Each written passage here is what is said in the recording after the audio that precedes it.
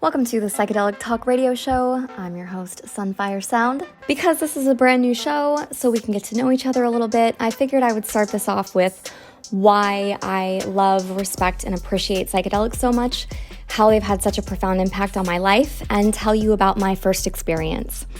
So when I was 18, there's a little bit of a backstory here. My sister and I went on a road trip down to Florida. It was a really long road trip. We went all the way from the top of Florida to the bottom. We started off in South Carolina, and by the time we made it pretty far down in South Florida, my little sister said, "We're going skydiving." And neither of us had ever been in a plane before. And she wasn't even 18 yet. And I immediately was like, no way, I'm not doing it. And after quite a bit of begging and me saying no, she finally said, "If you don't do this with me, you're going to regret it for the rest of your life." And I knew she was going to be right. So when we got on the plane, both of us were completely filled with adrenaline. I was freaking scared. She was sitting in front of me, so she was going to jump out first. I wasn't even thinking about our seating arrangements or whatever. I was thinking, holy shit, we're going skydiving.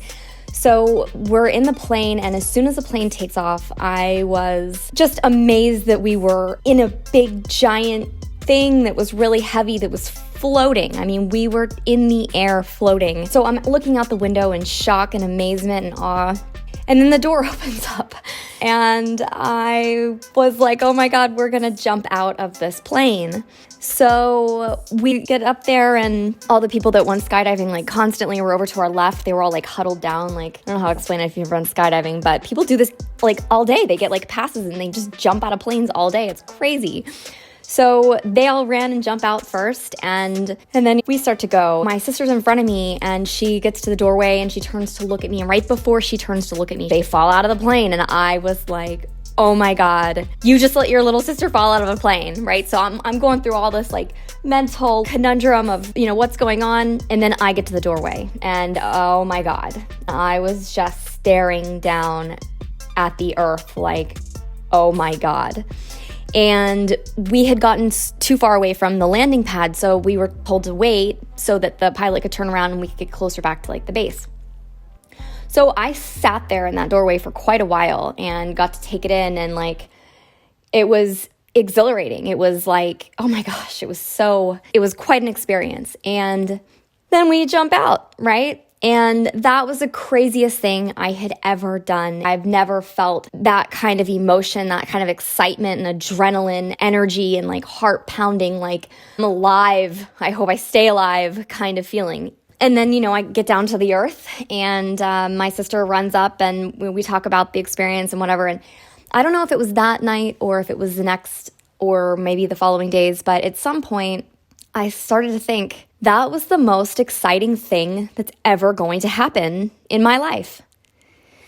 And it messed with me. That really messed with me. I got quite depressed. I mean, how could anything compete with skydiving? Anything that you knew you were going to live in, that you were actually doing like for fun, right? Not like, anything scary that could happen in your life, like that kind of adrenaline. So I got kind of depressed. I mean, I got quite depressed. I was like, is this it? So my sister and I never actually left Florida. We decided to move down there, and I got a great job, barely working at all, while making great money, and we lived on the beach and did pretty much whatever we wanted all the time. And every day seemed like a vacation. And on top of that, I got to travel a lot. From the outside, it looked like I had a really fun and awesome life with a lot of freedom. And I was miserable. I felt like the world was run by a bunch of criminals, a bunch of greedy, terrible people that only care about themselves. And then I look at the school system and I see how terribly toxic those kind of places are for kids, and the cliques and the terrible teachers that make kids feel bad about themselves and like they'll never accomplish anything, and all the labeling that gets done on these children. And like, I mean, I'm not going to go down a rabbit hole here of why I got so depressed, but I'm very empathetic, and because I was making a lot of money and I was really, I had freedom, and that helped me see the world from a different angle, because I could see how trapped people were, and it hurt a lot. and it hurt a lot. And I would see the way the system was, designed not to teach anybody about personal freedom and about how to make it in life, but how to turn them into a cog in the system to, keep them to be slaves of the system. So I hated that, and I never watched TV because of that. I've never watched the news. I can't stand the constant 24/7, if it bleeds, it leads propaganda that's put out all the time. So I was miserable, but I did believe in the law of attraction. I do believe in the law of attraction very profoundly, very strongly. And I started believing for an unearthly experience. And when I was thinking that, and I was really believing for that, and when I was thinking that, I was thinking that a UFO was going to come pick me up and I'd be out. I'd be a world traveler on a totally different level. I don't know how much later it was, but I ended up in San Diego, and my smartest, healthiest, most positively outstanding friend in the world picked me up at the airport, and I got in the car and, excitedly we greeted each other, and he was like, "We're going to go to Dave's house and smoke DMT." And I was like, "What's DMT?" And he said, "Don't worry about it." I couldn't get this kid to smoke weed with me because he didn't want it to hurt his lungs. His bookshelf was filled top to bottom with incredible books that he had all read twice. And he had different superfood powders all over in his kitchen cabinets. He had fresh, whole, uncut coconuts in his refrigerator so we could have fresh coconut water. I'd never met anyone like him before, ever. He was on a different level. And I thought, well, if he'll smoke whatever DMT is, I'll totally do it. So we get to this guy's, we go straight to Dave's house. And I was definitely intimidated. I had no idea what I was getting myself into, but I knew I completely trusted my friend, and I knew that he wouldn't do anything to harm me. So Dave was a DJ who had soundproofed off a small corner of his garage to mix and play music as loud as he wanted it in the middle of the night. No one could hear him. So the garage door opens up. It's dark in there. I'm like trying to kind of, make my way through this place. And then I see a door open up with a, dimly lit, colorful light coming through it. So I'm like making my way over to this dimly lit light.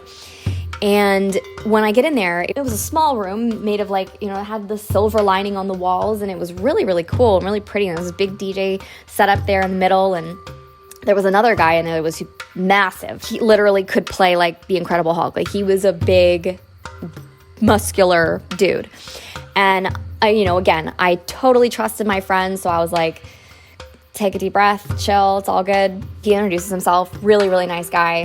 He wanted to be there for the experience, even though they didn't have enough for them to do it, just me and my friend, and only enough for us to do it one hit each. And a full DMT trip, you have to hit it 3 times. So it's a smoke, you breathe it in, breathe it in, hold for 10 seconds, exhale, breathe it in, hold for 10 seconds, exhale, breathe it in, hold it for as long as you can, and then you quote unquote blast off is the term that I have heard it used for.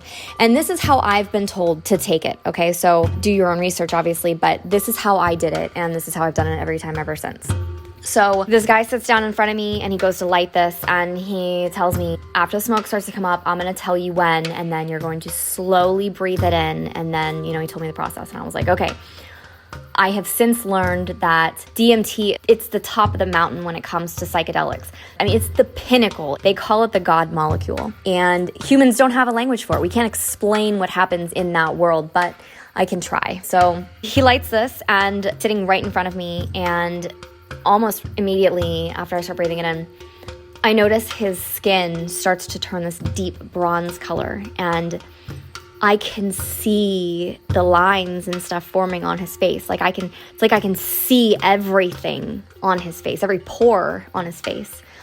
And the next thing I notice is I see up in the top left corner of my peripheral vision something that caught my eye, and I turned to look up at it, and it was this tiny little crack in the wall. And I was like, I can see everything. It was like my vision opened up in a way that is undescribable. I could see crystal clear and with perfect, vivid vision. So then I look back at this guy in front of me. I can see literally every line on his face. I look over at the other 2 guys, and they had turned into this deep bronze color as well.